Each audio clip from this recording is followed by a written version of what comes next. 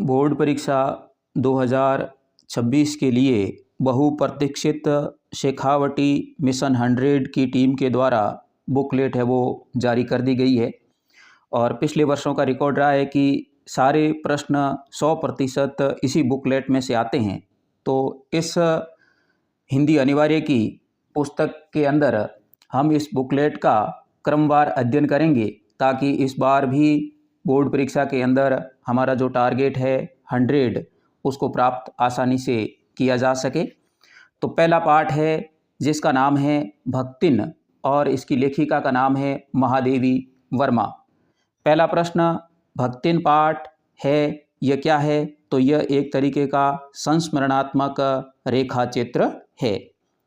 भक्तिन का वास्तविक नाम क्या था? तो भक्तिन का वास्तविक नाम लक्ष्मी या फिर लक्ष्मीन है वो था। अगला प्रश्न, सेवक धर्म में भक्तिन है वो किससे स्पर्धा करने वाली थी? तो वह हनुमान जी से स्पर्धा है वो करने वाली थी। खोटे सिक्के की टकसाल किसे कहा गया है? तो यहाँ पर जो भक्तिन को है वो उसको खोटे सिक्के की टकसाल कहा गया है। भक्तिन संस्मरण महादेवी वर्मा की किस कृति से संकलित है? तो स्मृति की रेखाएं उसमें से यह संकलित है। भक्तिन का शहर आने का कारण है वो क्या हो सकता है? तो जमींदार के द्वारा सजा दी गई थी, उस वजह से भक्तिन ने शहर का रुख किया था। भक्तिन सबसे अधिक किससे डरती थी? तो वह कारागार यानी जेल से सबसे अधिक डरती थी।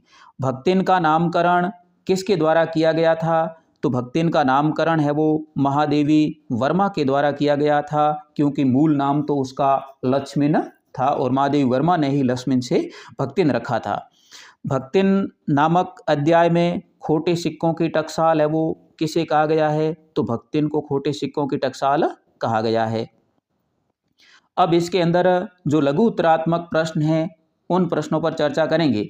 तो पहला प्रश्न है, भक्तिन नामक संस्मरण में नाम का विरोधाभास लेकर जीने से आप क्या समझते हैं? उदाहरण सहित स्पष्ट कीजिए। तो नाम के अर्थ के अनुरूप जीवन में परिस्थितियों का नहीं बन पाना ही, नाम के विपरीत परिस्थितियों का होना ही नाम का विरोधाभास लेकर जीना कहलाता है। उदाहरण के लिए भक्तिन का वास्तविक नाम लक्ष्मी या लक्ष्मीन था, लेकिन नाम के अनुरूप सुख समृद्धि और संपन्नता उसके जीवन में नहीं थी। महादेवी वर्मा के घर किन किन पालतू प्राणियों का उल्लेख है वो हुआ है? तो महादेवी वर्मा के घर पर हिरणी जिसको सोना नाम दिया गया है, कुत्ता जिसका नाम बसंत था और बिल्ली जिसका नाम गोधूली था, इन प्राणियों का उल्लेख किया गया है। तो ये प्रश्न बोर्ड परीक्षा की दृष्टि से अति महत्वपूर्ण है, विशेष करके इस पर ध्यान दें। तीसरा प्रश्न, भक्तिन नामक संस्मरण में खोटे सिक्कों की टकसाल किसे और क्यों कहा गया है? तो प्रस्तुत पाठ में खोटे सिक्कों की टकसाल लक्ष्मी यानी भक्तिन को कहा गया है, क्योंकि उसने पितृसत्तात्मक मान्यताओं वाले समाज में लगातार 3 पुत्रियों को है वो जन्म दिया और पुत्री जन्म देने के कारण ही उसे खोटे सिक्कों की टकसाल कहा गया, क्योंकि पुरुष प्रधान समाज के अंदर बच्चे का है वो ज़्यादा या लड़के का ज़्यादा महत्व दिया गया है। अगला प्रश्न, भक्तिन ने महादेवी वर्मा को अधिक देहाती बना दिया किंतु स्वयं शहर की हवा से दूर रही, इस वाक्य की सत्यता सिद्ध कीजिए। तो भक्तिन के स्वभाव की सबसे बड़ी विशेषता थी कि वह दूसरों को अपने अनुकूल बना लेना चाहती थी, स्वयं अपने सिद्धांतों से रत्ती भर नहीं हटती थी। इसी के परिणाम स्वरूप भक्तिन ने महादेवी को मनके के बासी दलिया को मट्ठे के साथ खाना, बाजरे के में तिल मिलाकर बने हुए पुए खाना, ज्वार की खिचड़ी, महुए की लापसी खाने के लिए साथ ही देहाती भाषा सिखा दी, परंतु खुद ने रसगुल्ले को अपने मुंह तक नहीं है वो जाने दिया। पांचवा प्रश्न, पहली मुलाकात के अवसर पर महादेवी वर्मा ने भक्तिन के स्वभाव के बारे में क्या अनुमान लगाया था? तो महादेवी वर्मा को लगा कि भक्तिन है वो दृढ़ संकल्प वाली महिला है और वह काफ़ी समझदार महिला है, ऐसा महादेवी वर्मा को पहली मुलाकात में प्रतीत हुआ। अगला प्रश्न, महादेवी वर्मा के जीवन में भक्तिन के आने से क्या परिवर्तन आए? तो भक्तिन के आने से महादेवी वर्मा ने सुविधाओं की चिंता करना छोड़ दिया, वह अपनी असुविधाएं है वो छिपाने लगी। भक्तिन ने महादेवी वर्मा की अनेक दंत कथाएं कंठस्थ करा दी और महादेवी वर्मा पहले से और अधिक है वो देहाती यानी गांव की रहने वाली बन गई। अगला प्रश्न, जीवन के दूसरे परिच्छेद से भी सुख की अपेक्षा दुख ही अधिक है। भक्तिन के संबंध में लेखिका के अनुसार जीवन का दूसरा परिच्छेद है वो कौन सा है? तो अपने विवाह के पश्चात जब भक्तिन ससुराल पहुंची, वहीं से उसके जीवन का दूसरा परिच्छेद प्रारंभ हुआ। भक्तिन की जेठानियों को पुत्र प्राप्ति का सुख था, किंतु भक्तिन के क्रमशः 3 कन्याओं को जन्म दिया, जिसके कारण उसे घर का सारा काम करना पड़ता था और दुख में जीवन है वो व्यतीत करना पड़ता था। प्रश्न संख्या 8, भक्तिन की चारित्रिक विशेषताएं बताइए।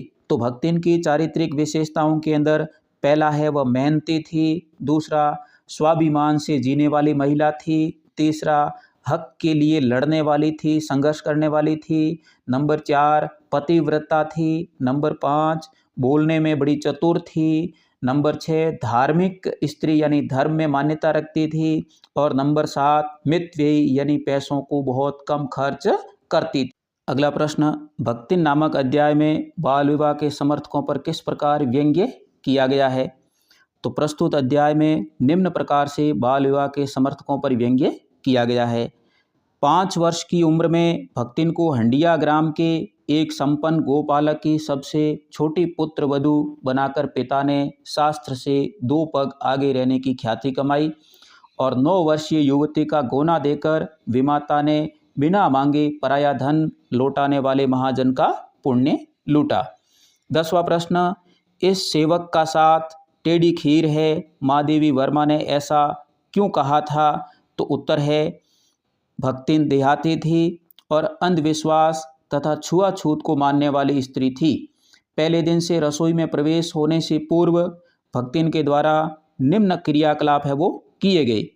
धुली हुई धोती को जल के छींटों से पवित्र कर पहनना, पीपल में पानी डालना, सूर्य को अर्घ्य देना, जप करना, कोयले से मोटी रेखा बनाना आदि से देखकर लेखिका ने ऐसा है वो कहा है, क्योंकि वो इन बातों पर विश्वास बिल्कुल भी नहीं करने वाली थी।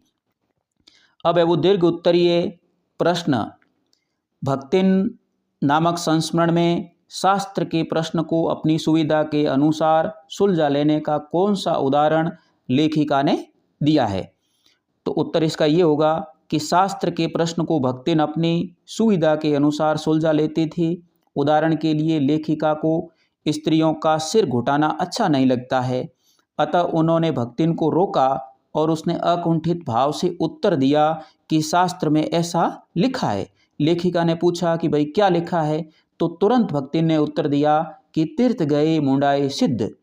कौन से शास्त्र का यह रहस्यमयी सूत्र है, यह जान लेना लेखिका के लिए संभव नहीं था, अतः लेखिका को हार कर चुप रहना पड़ता और भक्तिन का चूड़ा कर्म हर बृहस्पतिवार एक दरिद्र नापित के गंगा जल से धुले उस्त्रे द्वारा संपन्न है वो होता रहा था। दीर्घ उत्तरीय प्रश्न में दूसरा प्रश्न, भक्तिन की विधवा बेटी का जबरन विवाह के संदर्भ में स्त्री के मानवाधिकार तथा स्वतंत्रता को कुचलते रहने की सदियों से चली आ रही सामाजिक परंपरा का जीता जागता प्रमाण है, इस बात को स्पष्ट कीजिए। तो भक्तिन की विधवा बेटी के साथ उसके ताऊ के लड़के के साले ने जबरदस्ती की थी, उसे जबरन अपने साथ कोठरी में बंद कर लिया था। तब गांव की पंचायत में लड़की की इच्छा के विरुद्ध तीतरबाज युवक साथ बांध दिया गया और पति पत्नी की तरह रहने का निर्णय सुनाया गया। इस घटना को स्त्री सम्मान और अधिकार कुचलने वाली मानकर कहा जा सकता है कि स्त्रियों के साथ ऐसे व्यवहार सदियों से होते आ रहे हैं और समय के साथ स्त्री जाति का शोषण नहीं रुका है, उनके अधिकारों का हनन होता रहा है। आज भी गांव में पंचायतें ऐसे फैसले सुनाए जाते हैं। भक्तिन की बेटी के साथ घटित घटना इसी सामाजिक परंपरा का जीता जागता प्रमाण है। अब दूसरा पाठ है जिसका नाम है बाजार दर्शन और इसके लेखक है जैनेंद्र कुमार। बाजार दर्शन पाठ के लेखक कौन हैं? तो जैनेंद्र कुमार है वो इस पाठ के लेखक है। लेखक ने बाजार की असली कृतार्थता किसके अंदर बताई है? तो आवश्यकता के समय काम आना। बाजार का पोषण करने वाले अर्थशास्त्र को लेखक ने क्या नाम दिया है? तो अनीति शास्त्र है वो नाम दिया गया है। बाजार दर्शन पाठ गद्य लेखन की कौन सी विधा में रचित है? तो यह निबंध विधा का पाठ है। वह निर्मम व्यक्ति पैसे को अपने आहत गर्व में बिलकता ही छोड़ देता है। ये शब्द किसके लिए कहे गए हैं? तो ये चूरण वाले भगत जी के लिए कहे गए हैं। भगत जी को शक्ति का बल प्राप्त था। लेखक के किन किन शब्दों के माध्यम से समझने का प्रयास किया गया है? तो स्पिरिचुअल, आत्मिक, धार्मिक और नैतिक, इन सभी के माध्यम से इस बात को समझने का प्रयास किया गया है। किस उपन्यास ने जैनेंद्र कुमार को मनोवैज्ञानिक उपन्यास के रूप में प्रतिष्ठा दिलाई? तो त्यागपत्र जो उपन्यास है उसके माध्यम से है वो लेखक को मनोवैज्ञानिक उपन्यासकार की प्रतिष्ठा प्राप्त हुई। भगत जी का कार्य है वो क्या था? तो भगत जी का कार्य था चूरण बेचने का काम करते थे। ऊंचे बाजार का आमंत्रण है वो कैसा होता है? तो ऊंचे बाजार का आमंत्रण है वो मूक होता है, जिसके अंदर किसी प्रकार के कोई शब्द नहीं होते हैं। लघुतरात्मक प्रश्न, मन बंद होने से क्या आशय है? तो मन बंद होने से आशय है शून्य होना, अर्थात अपनी आवश्यकताओं का निरोध करना ही मन का बंद होना कहलाता है। दूसरा प्रश्न, बाजार दर्शन निबंध में आवश्यक खरीदारी करवाने में भूमिका निभाने वाले किन कारकों का उल्लेख किया गया है? तो यहाँ स्त्रीत्व के प्रश्न का उल्लेख है, परचेजिंग पावर का उल्लेख है और बाजार का उल्लेख है कि यह सबसे अधिक प्रभाव डालने वाला है। तीसरा प्रश्न, बाजार दर्शन निबंध के अनुसार कौन कौन से अवगुण मनुष्य को हमेशा के लिए बेकार है वो बना डालते हैं? तो असंतोष, तृष्णा और ईर्ष्या ये मनुष्य को हमेशा बेकार बना देते हैं। अगला प्रश्न, बाजार दर्शन निबंध के आधार पर बाजार के जादू को स्पष्ट करते हुए उससे बचने के उपाय लिखिए। तो बाजार का जादू चढ़ने से व्यक्ति बाजार की आकर्षक वस्तुओं के वश में हो जाता है, गैर जरूरी चीज़ें खरीदने लग जाता है। जादू उतरने पर पता चलता है कि वे वस्तुएं उसके आराम में खलल डालने वाली है। इससे बचने का उपाय लेखक ने बताया है कि मन का खाली नहीं होना चाहिए, अर्थात बाजार जाते समय निश्चित वस्तु खरीदने का लक्ष्य है वो व्यक्ति के मन में होना चाहिए। अगला प्रश्न, शून्य होने का अधिकार किसे और क्यों है? तो शून्य होने का अधिकार परमात्मा को है, क्योंकि परमात्मा संपूर्ण और राग द्वेष से मुक्त है, इसीलिए परमात्मा को शून्य होने का अधिकार प्राप्त है। बाजार की सार्थकता से क्या तात्पर्य है? बाजार को सार्थक कौन बनाता है? तो बाजार की सार्थकता से तात्पर्य लोगों की ज़रूरत का सामान है वो उनको उपलब्ध कराने में ही उसकी सार्थकता है, और बाजार की सार्थकता देने वाले अपनी आवश्यकताओं को जानकर वहाँ खरीदारी करने वाला ही बाजार को सार्थक बनाता है, जबकि अनावश्यक चीज़ें खरीदने वाला बाजार को सार्थक बनाने में सहयोग नहीं करता है। अगला प्रश्न, बाजार दर्शन निबंध में लेखक ने सच्चा ज्ञान है वो किसे कहा है? तो अपूर्णता के बोध को हमारे अंदर गहरा करने वाले ज्ञान को ही लेखक ने सच्चा ज्ञान कहा है। बाजार दर्शन निबंध में शैतान का जाल किसे कहा है? तो बाजार के आकर्षण को शैतान का जाल कहा है। कथाकार होने के साथ साथ जैनेंद्र कुमार की पहचान किस रूप में है वो रही है? तो अत्यंत गंभीर चिंतक के रूप में जैनेंद्र जी की पहचान रही है। बाजार के जादू की क्या मर्यादा बताई गई है? तो जिस प्रकार चुंबक का जादू लोहे पर चलता है, वैसे ही बाजार के जादू की भी मर्यादा है।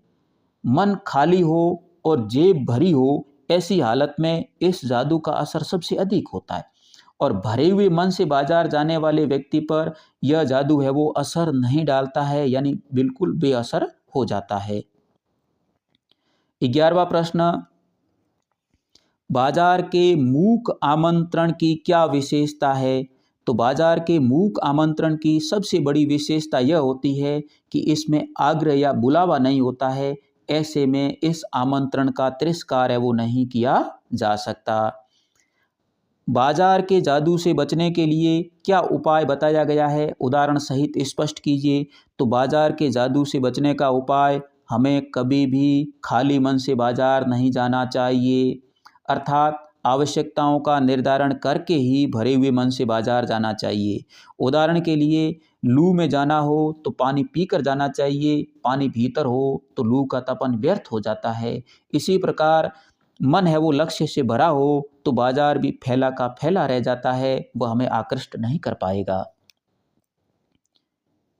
अगला प्रश्न, बाजारूपन से क्या तात्पर्य है और किस प्रकार के व्यक्ति बाजार को सार्थक है वो बनाते हैं? तो बाजारूपन परस्पर प्रेम भावना का कम होना, एक दूसरे को केवल ग्राहक और व्यापारी की नज़र में देखना, बाजार में छल कपट बढ़ना, एक दूसरे से ठगने के प्रयास में रहना, दूसरे से हानि को अपने लाभ समझना ही बाजारूपन है। बाजार की असली सार्थकता आवश्यकता के समय काम आना, किंतु ऐसी स्थिति वाले बाजारों में आवश्यकता का आदान प्रदान न होकर शोषण होने लगता है और ऐसे में छल कपट होने लगता है और निष्कपट लोग इसके शिकार होते हैं। अब बाजार दर्शन पाठ के दीर्घ उत्तरीय प्रश्न। पहला प्रश्न है, बाजार का जादू चढ़ने और उतरने पर मनुष्य पर क्या असर होता है? तो पहला असर होता है, बाजार का जादू चढ़ने पर जब मनुष्य खाली मन से बाजार जाता है तो अनेकानेक चीज़ों का आमंत्रण उसके मन तक पहुंच जाता है। ऐसे में उसके मन में चाह जगती है और सभी सामान जरूरी और आराम बढ़ाने वाला उसे लगने लगता है कि उसके पास इन सारी वस्तुओं का अभाव है और आराम में वृद्धि करने योग्य हो जाएगी। ऐसी स्थिति में मनुष्य बिना सोचे समझे अधिकाधिक धन का अपव्यय है वो करने लगता है। दूसरा, बाजार का जादू उतरने पर, तो बाजार का जादू उतरने पर मनुष्य को वास्तविकता का अनुभव होता है और उसे लगने लगता है कि फैंसी चीज़ों की बहुतायतता आराम में मदद न देकर खलल या परेशानी पैदा करती है और ऐसी स्थिति में मनुष्य केवल पछतावा ही कर पाता है, उसके अलावा उसके पास में कोई चारा नहीं होता है। अगला प्रश्न, बाजार दर्शन निबंध का प्रतिपाद्य स्पष्ट कीजिए, यानी इसका उद्देश्य मूल है वो क्या है?